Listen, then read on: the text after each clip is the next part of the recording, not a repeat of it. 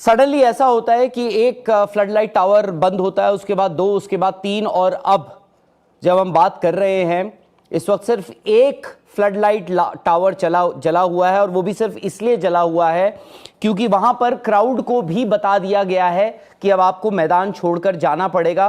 और इसकी वजह आपको साफ तौर पर पता है कि क्योंकि अब से कुछ ही देर पहले पाकिस्तान ने दो बड़े अटैक करने की कोशिश करी है, जैसलमेर एयरबेस और जम्मू एयरपोर्ट पर की गई। और मैं देख रहा हूं कि चंडीगढ़ मोहाली में भी ब्लैकआउट डिक्लेयर कर दिया गया है, बिकॉज चंडीगढ़ में भी एक एयरफोर्स स्टेशन है बहुत बड़ा।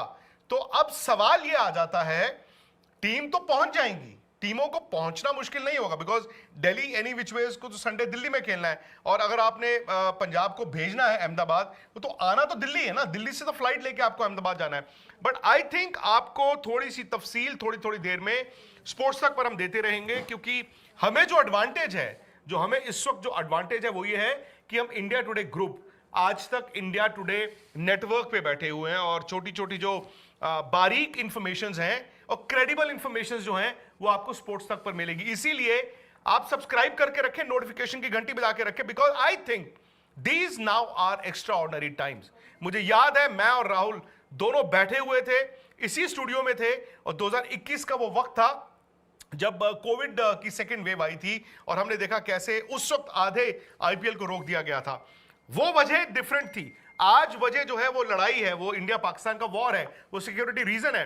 क्योंकि बात सिर्फ ये नहीं है ना कि आईपीएल आपने कराना है, यहां पर फॉरेन नेशनल्स भी हैं बॉस, और शायद इंडिया एक जिम्मेदार रिस्पॉन्सिबल कंट्री है, वो इस बात को समझता है कि जो फॉरेन प्लेयर्स, जो दुनिया के टॉप प्लेयर्स, कमेंटेटर्स, उनके परिवार इंडिया में हैं, उनकी सुरक्षा भी उतनी ही इंपॉर्टेंट है जितनी हमारे अपने नागरिकों की है। सो वो जिम्मेदारी का भी एहसास होता है। आप कहने को तो ये कराते रहो मैच, कोई आपको नहीं रोकता, लेकिन मुझे लगता है अंडर दिस सर्कमस्टांसेस इन्होंने बड़ा जबरदस्त फैसला लिया। बारिश हो जाती है तभी नो मैच होता है। दी ओनली था जो बहुत डेंजरस था, हजारों लाखों जाने गई थी, एक महीना आईपीएल हुआ था, और आई थिंक जब केसेस आने शुरू हुए एक दो टीम में, उस वक्त इंडिया ने एक फैसला लिया, सरकार ने, बीसीसीआई ने, आईपीएल ने, कि आईपीएल को सस्पेंड कर दिया गया था। ये वो दौर था जब तकरीबन हर इंसान, हर परिवार में हम कोविड की बात करते थे। मैं और राहुल स्पोर्ट्स तक पर हम दोनों थे, राशिका होती।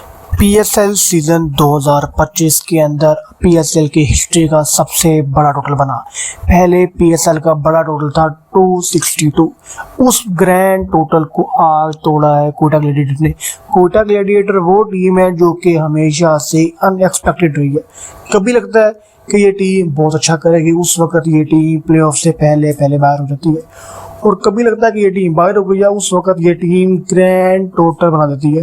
जैसे कि आज के मैच में 263 रन्स का ग्रैंड टोटल। कोटा ग्लैडिएटर की जानिब से दो खिलाड़ियों की शानदार सेंचुरी, हसन नवाज की सेंचुरी और रेले रूसो की सेंचुरी। हसन नवाज वो खिलाड़ी हैं कि जो आईपीएल के अलावा पीएसएल के अंदर ऐसा परफॉर्म कर रहे हैं जिसकी किसी को उम्मीद नहीं थी। यानी कि अगर ये कहा जाए तो अब तक का पीएसएल का सबसे बेहतरीन टैलेंट जो कि पाकिस्तान को मिला है वो है हसन नवाज।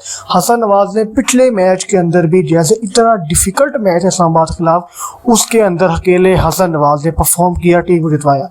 आज के मैच में इतना ग्रैंड टोटल बन गया कि जिसको पूरा करना इस्लामाबाद के लिए तकरीबन नामुमकिन हो गया।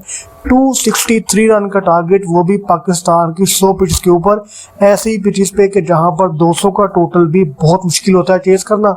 उस ग्राउंड के अंदर ऐसी पिचेस पे 263 रन का टारगेट बहुत बड़ा पहाड़ है। क्योंकि आज के मैच के अलावा पीएसएल में जितने भी मैच हो रहे हैं, इस मरतबा पीएसएल के अंदर जो टोटल है वो ज्यादा बन रहे हैं, लेकिन 263 रन का इतना बड़ा ग्रैंड टोटल शायद ही पहले कभी बना और ना कभी आगे बन पाएगा।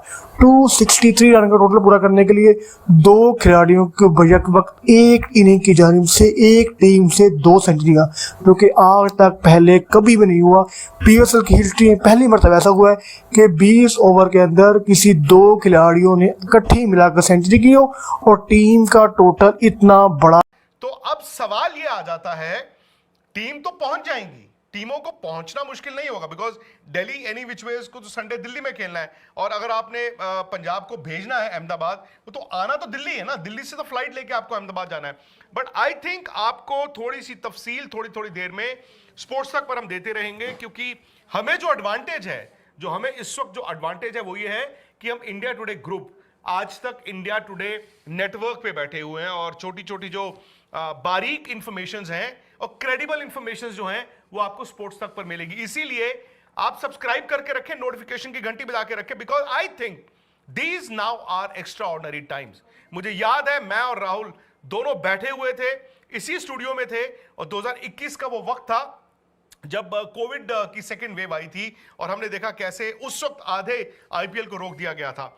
वो वजह डिफरेंट थी। आज वजह जो है वो लड़ाई है, वो इंडिया पाकिस्तान का वॉर है, वो सिक्योरिटी रीजन है।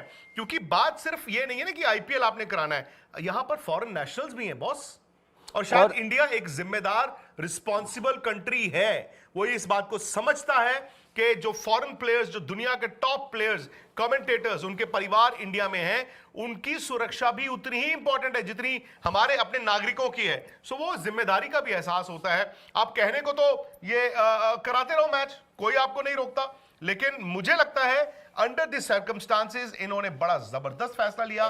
बारिश हो जाती है तभी नो मैच होता है। दी ओनली था जो बहुत डेंजरस था, हजारों लाखों जाने गई थी। एक महीना आईपीएल हुआ था, और आई थिंक जब केसेस आने शुरू हुए एक दो टीम में, उस वक्त इंडिया ने एक फैसला लिया, सरकार ने, बीसीसीआई ने, आईपीएल ने, कि आईपीएल को सस्पेंड कर दिया गया था। ये वो दौर था जब तकरीबन हर इंसान, हर परिवार में हम कोविड की बात करते थे। मैं और राहुल स्पोर्ट्स तक पर हम दोनों थे, राशिका होती थी हमारी सहयोगी।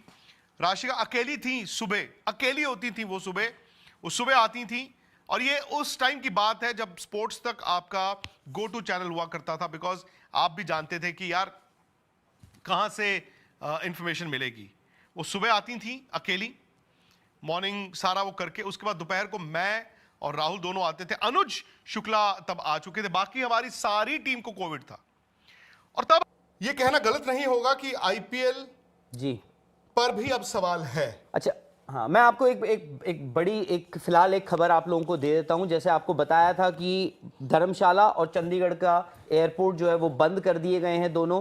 तो अब खिलाड़ी वहां से कैसे निकलेंगे? खिलाड़ी, सीधी बात है कि एक ट्रेन अरेंज करी गई है, वंदे भारत, ये फ्लैश कीजिए, और वो ऊना, जो करीब मेरे ख्याल से 1.5-2 घंटे दूर है धर्मशाला से, जैसे टीवी पे होता है। वहां पर ऊना से वो ट्रेन जो है, क्योंकि नियरेस्ट, आपको याद होगा कि नियरेस्ट जो ट्रेन स्टेशन है वो ऊना में ही है, और ऊना से दिल्ली लाया जाएगा सारे खिलाड़ियों को। और जो भी लोग उस मैच से इन्वॉल्व हैं, जो धर्मशाला में नहीं रहते हैं, जो यहां से मैच के लिए या मैच की वजह से धर्मशाला गए